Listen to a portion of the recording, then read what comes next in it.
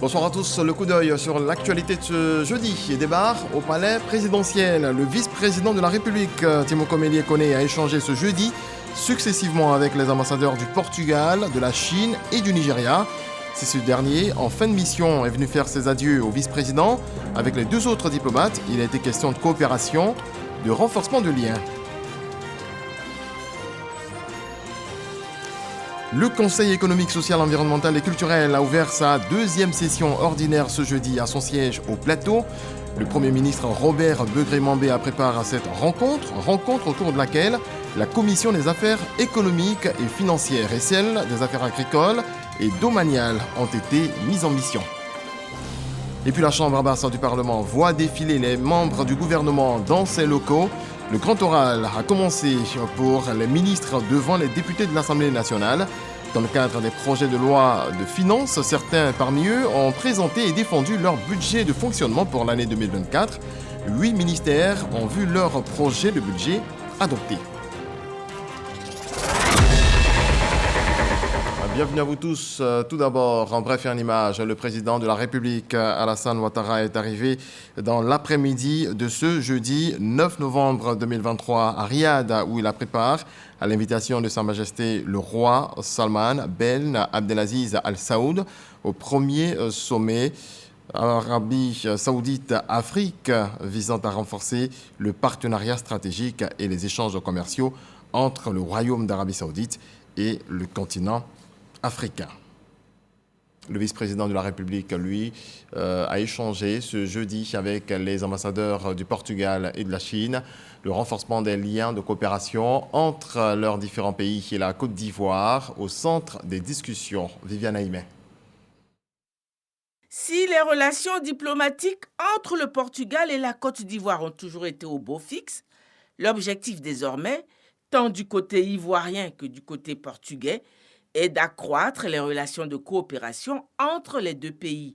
En témoigne la réouverture à Abidjan en mars 2023 de l'ambassade du Portugal, délocalisée depuis 20 ans à Dakar. De même, l'ouverture à Lisbonne en 2015 de l'ambassade de Côte d'Ivoire. Ce jeudi 9 novembre, l'ambassadeur du Portugal, Maria da Conceição de Sousa Pilar, s'est entretenu avec le vice-président de la République, Kone Timoko Melie, au palais présidentiel, de cette coopération entre son pays et la Côte d'Ivoire. C'était un premier contact bilatéral avec son Excellence, Monsieur le Vice-président. On a parlé de la réouverture de l'ambassade de Portugal depuis le 1er mars. Des initiatives qu'on pense mettre en pratique concernant notamment de faire découvrir les deux pays, le Portugal en Côte d'Ivoire et la Côte d'Ivoire au Portugal, et après de relancer notre coopération. Maintenant, à partir du moment où on a réouvert l'ambassade, on a tout à faire. Et bon, on est là pour ça et on compte aussi avec les autorités de Côte d'Ivoire pour mettre tout ça en pratique. Les relations diplomatiques entre le Portugal et la Côte d'Ivoire sont vieilles de près de 50 ans. La coopération entre la Chine et la Côte d'Ivoire s'est intensifiée au cours des dernières années, a relevé l'ambassadeur Yu Jie, qui a eu un entretien ce jeudi 9 novembre avec le vice-président de la République, Kone Timoko Melie, au palais présidentiel. Ces 10 dernières années, sous la conduite stratégique du président chinois Xi Jinping et du président Alassane Ouattara, les relations bilatérales entre nos deux pays ont connu un essor rapide. La confiance politique mutuelle ne cesse de s'approfondir. La coopération pragmatique ne cesse de s'élargir et les échanges humains ne cessent de se multiplier. En un mot, entre nos deux pays, la liste de projets de coopération s'allonge de jour en jour et les deux peuples s'approchent de jour en jour. À la fin de l'année dernière, les deux chefs d'État se sont entretenus par téléphone pour fixer le cap du développement de nos relations bilatérales, celui d'approfondir la confiance politique mutuelle entre nos deux pays et renforcer la coopération pragmatique dans tous les domaines. En tant qu'ambassadeur, je ne ménagerai aucun effort pour concrétiser les consensus entre les deux chefs d'État et porter nos relations bilatérales à un niveau plus élevé au grand bénéfice de notre peuple. 40 ans de relations diplomatiques et par-dessus une coopération en progrès constant qui fait aujourd'hui de la Chine un partenaire important pour la Côte d'Ivoire. Temoko Mele-Kone a également reçu ce jeudi au palais présidentiel l'ambassadeur du Nigeria. En fin de mission, il est venu faire ses adieux au vice-président de la République. On retrouve Viviane Aimé. Arrivé en fin de mission et avant de regagner son pays, l'ambassadeur de la République fédérale du Nigeria en Côte d'Ivoire, Martin Adamou, a été reçu ce jeudi 9 novembre au palais présidentiel par le vice-président de la République, Kone Temoko Mele. Customary with us in the diplomatic corps. Comme il est de coutume, sinon de principe diplomatique, après tout mandat, il faut passer et rendre une visite de courtoisie aux officiels. C'est dans ce cadre que j'inscris ma visite ici aujourd'hui à son Excellence le vice-président pour lui présenter mes hommages et lui témoigner ma gratitude puisque je suis en fin de mandat et que je vais partir. Il n'a pas manqué de souligner l'importance des relations entre le Nigeria et la Côte d'Ivoire qu'il faut renforcer davantage. Et moi aussi, j'ai témoigné à son Excellence que je suis d'accord pour continuer à œuvrer à l'élargissement des relations entre le Nigeria et la Côte d'Ivoire. L'ambassadeur Martin Adamou assurait la représentation diplomatique de son pays depuis le 8 juillet 2021. Je le disais à l'instant, le Conseil économique, social, environnemental et culturel a ouvert sa deuxième session ordinaire ce jeudi à son siège au Plateau. Le Premier ministre Robert Begré-Mambé a pris part à cette rencontre au cours de laquelle la Commission des affaires économiques et financières et celle des affaires agricoles et domaniales ont été mises en mission. C'est ce que nous apprend Éric Ogoré.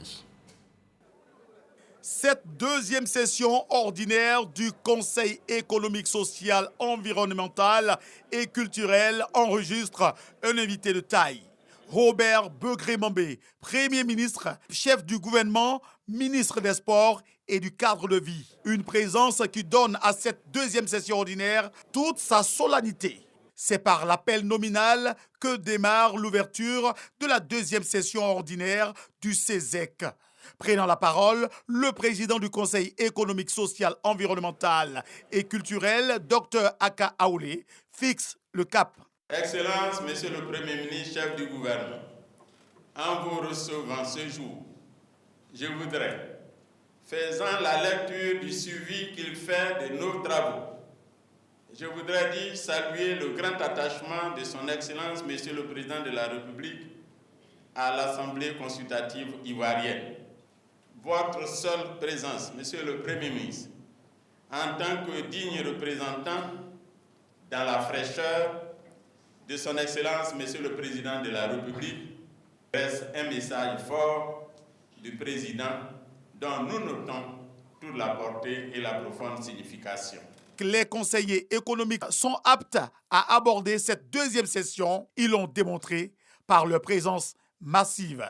Au thème de la deuxième session ordinaire 2023, le Premier ministre Robert Begré-Mambé dit sa satisfaction. J'ai le privilège à représenter son Excellence Monsieur le Président de la République à cette séance inaugurale au sein d'une institution dont le dynamisme est apprécié par les chefs de l'État. C'est un collège qui comprend des hommes et des femmes de grande qualité, de grande expérience et qui ont la capacité de faire des propositions de haut niveau. C'est pourquoi nous nous réjouissons des résultats auxquels ils sont déjà arrivés dans la perspective d'une Côte d'Ivoire solidaire pour que les Ivoiriens trouvent sur le territoire national tout ce qu'il est nécessaire pour une vie paisible et une vie structurée.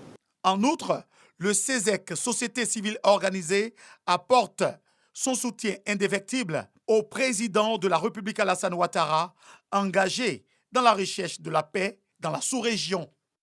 Autre activité du Premier ministre, ministre des Sports et du cadre de vie, Robert Begré-Mambé a accordé une audience à l'ambassadeur de l'Inde en Côte d'Ivoire. Au cœur des échanges, le renforcement de la coopération entre les deux pays qui partagent une longue relation d'amitié. Et puisque nous sommes à la primature, on s'intéresse à l'atelier de la Cannes 2023. Il a pris fin ce jeudi sous les regards du Premier ministre, Robert Begré-Mambé. Les travaux ont permis au comité d'organisation de rédiger des recommandations en vue de parfaire l'organisation de la compétition en janvier prochain. Alexis Ouedraogo.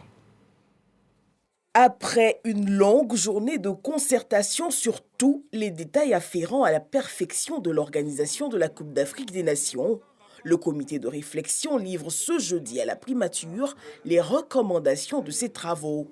Les travaux de l'atelier ont été sanctionnés par l'élaboration d'un tableau de bord recensant l'ensemble des activités, des recommandations, des délais et des moyens nécessaires à leur réalisation. Les principales recommandations ci-après s'en dégagent. De l'achèvement des travaux des infrastructures sportives et non sportives, de la finalisation des différents contrats des prestataires, de la validation du budget, de l'examen du budget des équipements complémentaires à fournir sur les stades et terrains d'entraînement, la mise à disposition des infrastructures au COCAN 2023. Pour le président du COCAN, François Albert Amichia, l'engagement du comité d'organisation est total. Vous nous avez dit que c'est une affaire nationale, c'est une affaire à laquelle tient Monsieur le Président de la République, son Excellence Alassane Ouattara. Le COCAN en a pris véritablement conscience et est prêt à pouvoir travailler sous votre haute égide afin que cette 34e édition soit la meilleure jamais réalisée sur le continent. Le chef du gouvernement, qui se réjouit de l'accélérité dans l'exercice effectué, rappelle l'urgence du respect des délais, notamment celui du 15 décembre prochain, date de la révision finale des travaux par la CAF. Il reste à finaliser les dispositifs par lesquels nous allons présenter le tableau général aux plus hautes autorités de l'État. Je demande à toute l'équipe qui a travaillé, ainsi qu'aux entreprises, aux BNET et aux ingénieurs que j'ai appelés en renfort, que vous vous retrouviez demain à 10h au BNET. Nous allons repasser en revue tous les dispositifs et les exigences qui sont les nôtres.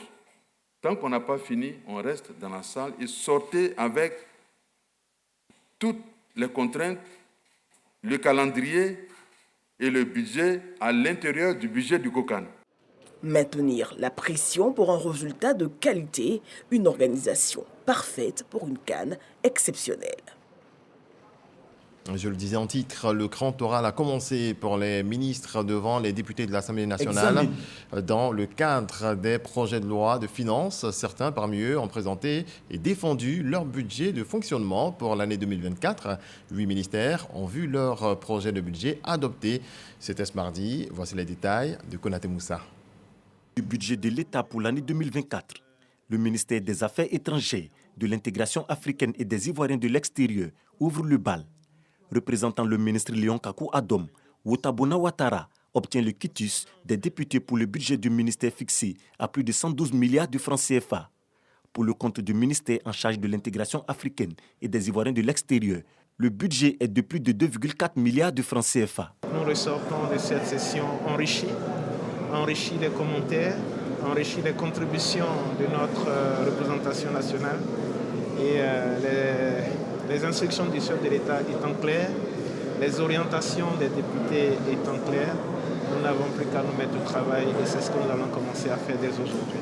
Pour le secteur défense, sécurité et justice, le budget présenté par le ministre d'État, ministre de la Défense Téné Birahima Ouattara s'élève à plus de 399 milliards de francs CFA, un montant en baisse de 4,8% par rapport à l'année dernière.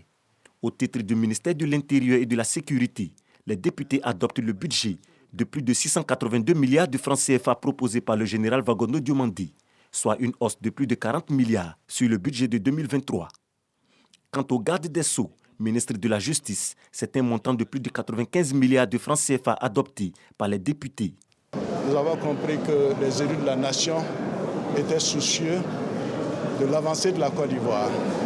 La Côte d'Ivoire avance, elle avance parce que Son Excellence le Président de la République a su créer un climat de paix.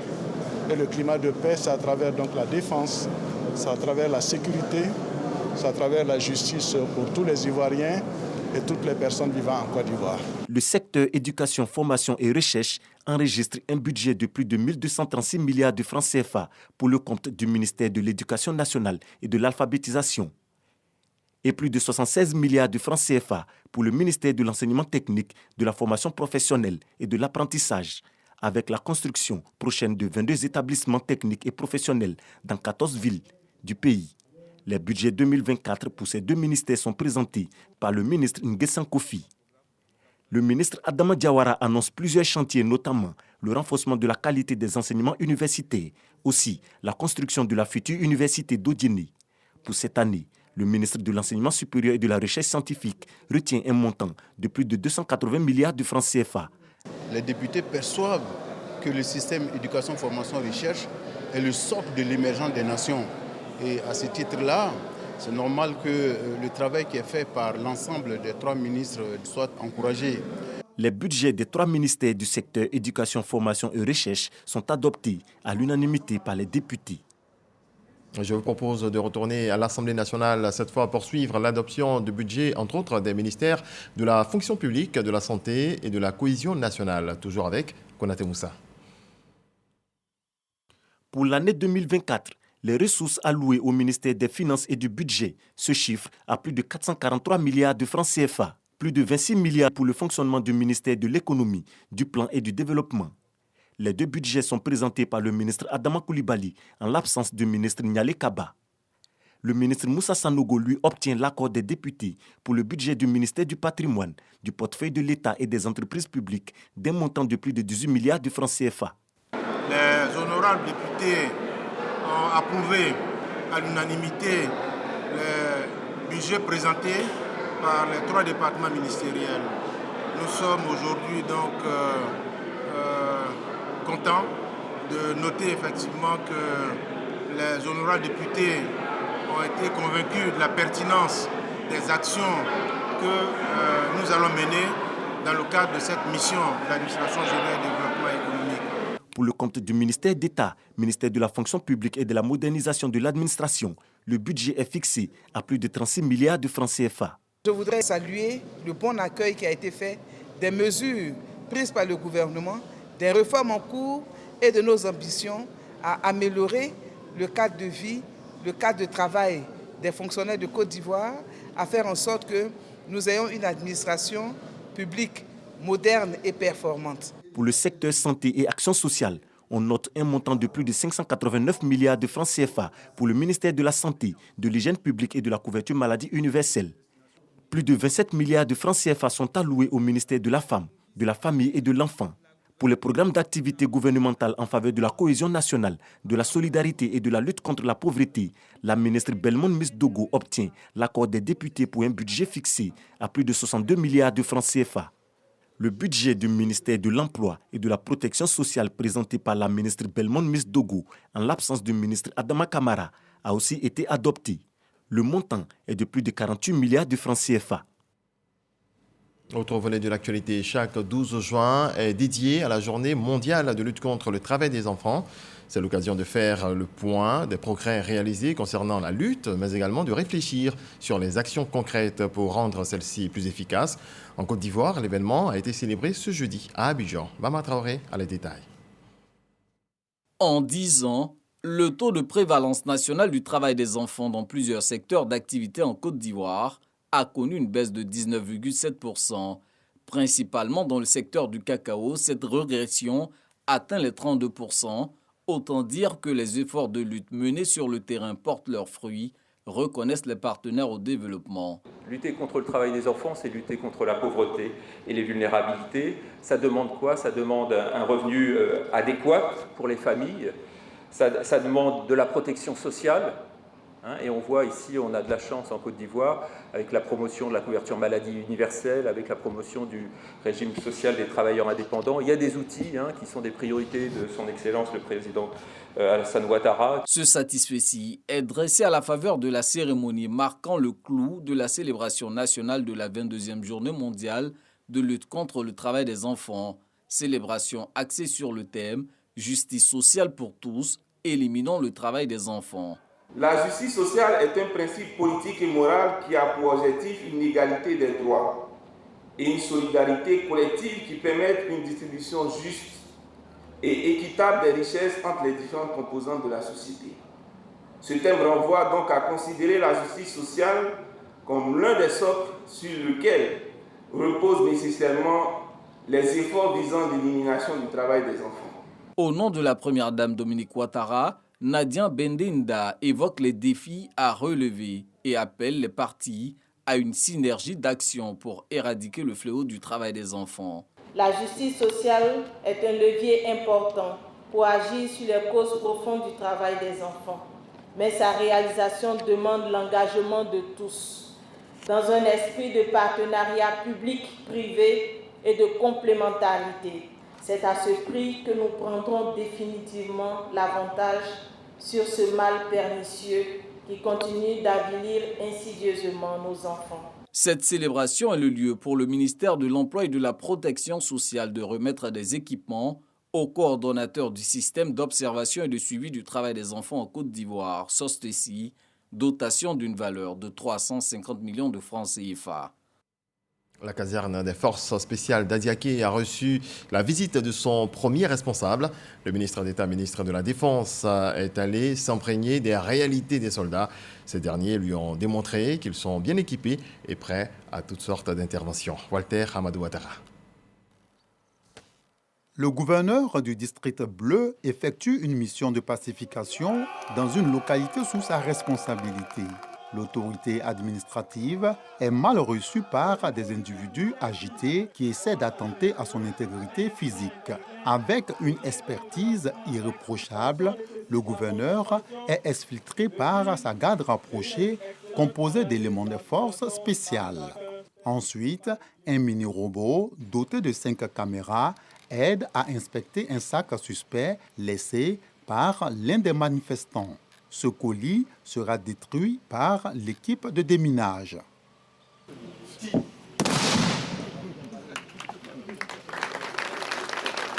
Tenez-vous bien, c'est l'un des exercices du jour effectués par les forces spéciales à leur base d'Adiaké dans la région du Sud Comoé.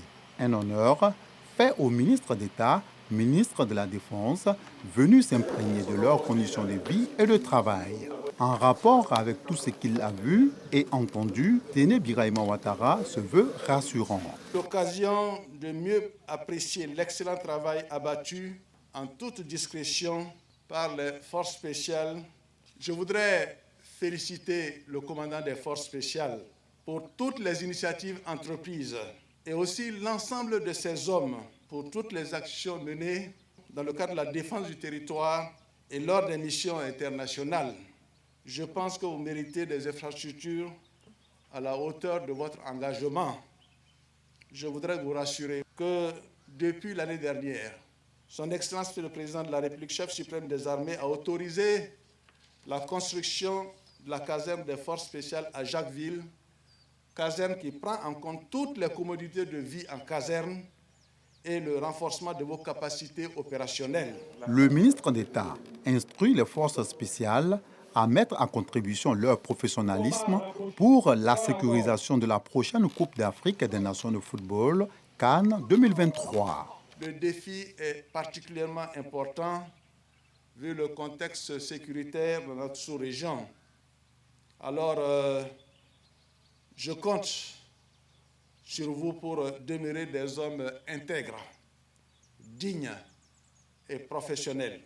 Depuis 2021, le ministre d'État, ministre de la Défense, a entrepris des visites dans les casernes du pays. On en vient au dossier politique de ce jeudi. Après le bilan des élections locales, cap mis sur la présidentielle de 2025, les partis politiques y pensent déjà. On voit cela avec Michel Digré.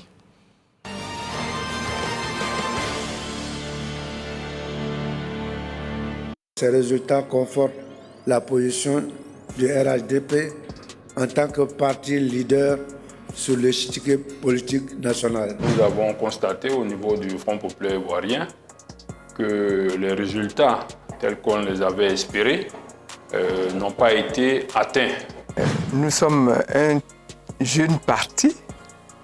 Nous sommes presque même le dernier parti à avoir été créé, donc nous avons eu très peu de temps pour nous apprêter pour participer à ces élections-là. Un peu plus de mois après les élections locales, l'heure est au bilan dans les chapelles politiques. Le parti a remporté 123 communes sur 201 communes.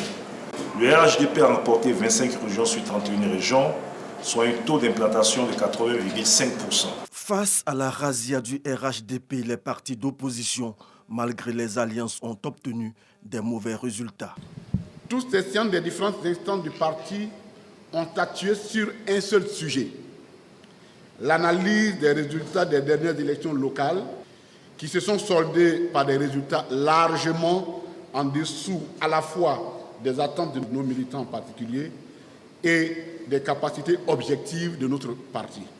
Les circonstances actuelles là commandent presque la politique de l'alliance en ce qui concerne les partis qui sont dans l'opposition. Et donc nous sommes allés majoritairement dans ce sens-là et ça nous a permis d'avoir quand même quelques conseillers dans un certain nombre de circonscriptions, là où tout seul nous n'aurions pas réussi.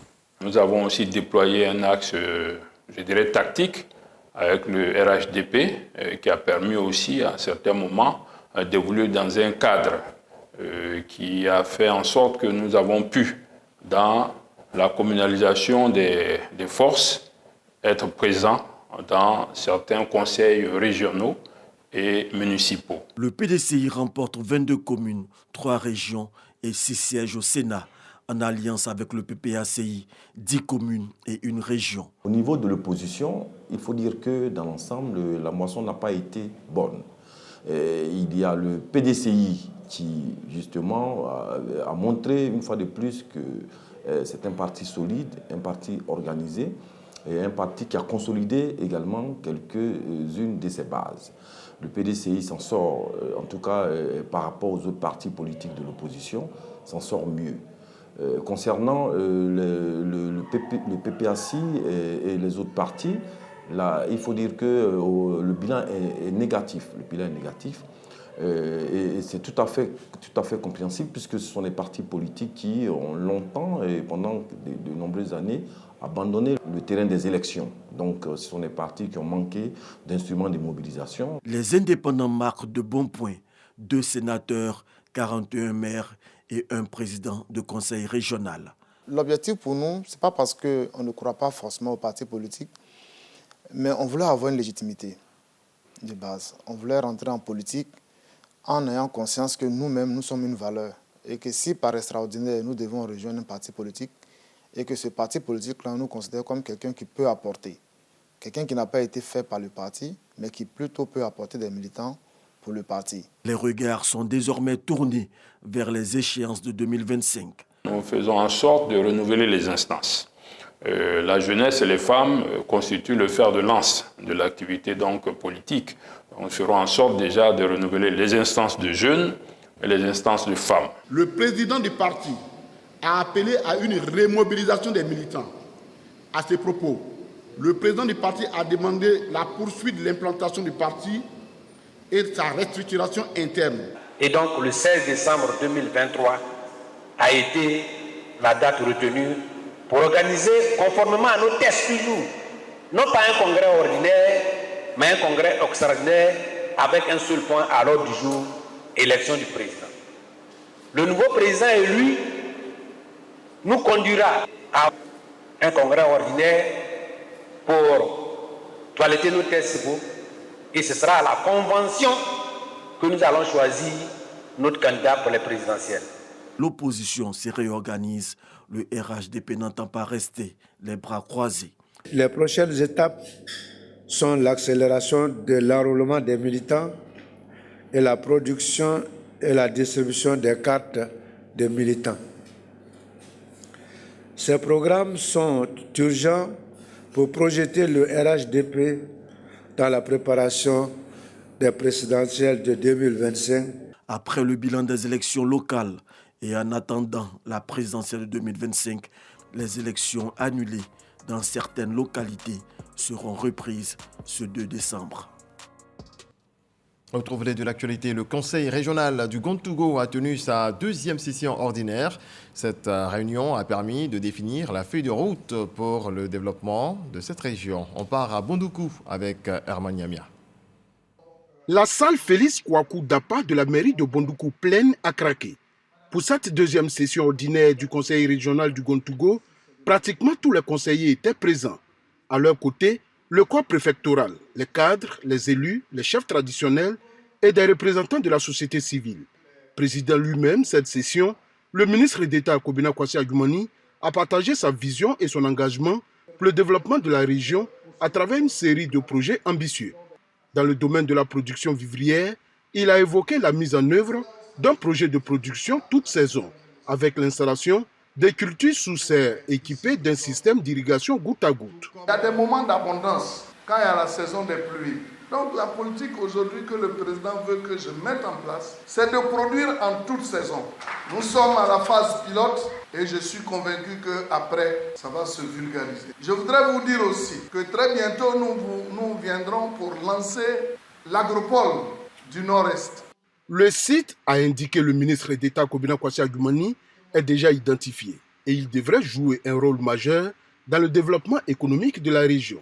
Le président du Conseil régional du Gontougo a donc souligné l'importance de l'unité et de la coopération entre les habitants, les élus et cadres de la région pour garantir le succès de ces projets. Je n'ai rien contre quelqu'un. On a fini les élections. Place au travail. Le préfet des régions a appelé à l'union sacrée autour de l'équipe du Conseil régional pour faciliter la mise en œuvre des projets pour contribuer au bien-être des populations. Au cours de cette session, les conseillers régionaux ont passé en revue divers points à l'ordre du jour, notamment l'examen et l'adoption du règlement intérieur du Conseil régional, la création de commissions techniques permanentes, du Comité économique, social, environnemental régional Césaire, ainsi que la nomination du personnel du Conseil régional. Cela sonne comme un test avant la Coupe d'Afrique des Nations. La Ligue des champions féminines est retransmise en direct sur les antennes de la RTI. Les agents de la Maison Bleue, basés à San Pedro, ont reçu la visite du directeur général, Fosseni Dambélé. Regardons. Après Korogo, c'est au tour de San Pedro de recevoir la visite du directeur général de la RTI, Fosseni Dambélé. Une visite qui vise deux objectifs. D'abord, s'imprégner des conditions de travail des agents au stade Laurent Pocou. Ensuite, les galvaniser pour la réussite de ce premier challenge qui est la Ligue des champions féminines CAF. C'est une grosse compétition, mais qui est une occasion idéale pour nous tester en situation grandeur nature et sur une longue durée, parce que c'est à peu près 2 semaines de compétition, pour voir la capacité de nos équipements, la synergie et la coordination des différentes composantes des équipes et aussi la synergie avec nos partenaires avec qui nous serons appelés à travailler davantage. Et donc, vous dire ici mes encouragements, mes félicitations au nom du comité de direction. Et donc dire que nous sommes sur la bonne rampe, nous avons pris l'envol et que nous devons monter, comme diraient les militaires, en puissance. Aussi, il a mis l'accent sur le deuxième challenge, la CAN 2023. Vous savez que le pays s'est lancé ce grand défi d'organiser la plus belle CAN jamais vue sur le continent. Le curseur a été mis très haut par le président de la République lui-même. Pour nous, ce sont des instructions à exécuter et à relever de la plus belle manière. Mais avec cette équipe-là, avec ce qu'on a vu, avec la qualité de nos partenaires, il n'y a aucun doute que grâce à Dieu, nous y arriverons. Avant de prendre congé de ses hôtes, le patron de la RTI a visité la salle de la VAR et le camion de retransmission. Dans le reste de l'actualité, en bref et en image, Israël a commencé à accepter de mettre en place à partir de ce jeudi les pauses quotidiennes dans le nord de la bande de Gaza, a annoncé le même jour la Maison-Blanche, même si Joe Biden a jugé qu'il n'y avait aucune possibilité d'un cessez-le-feu. Israël va commencer à faire chaque jour des pauses de 4 heures dans certaines zones du nord de la bande de Gaza qui seront annoncées 3 heures à l'avance. a déclaré John Kirby, porte-parole du Conseil de sécurité nationale de la Maison-Blanche. Voilà, ainsi prend fin ce journal. Très belle nuit. Dieu nous garde. Bonsoir.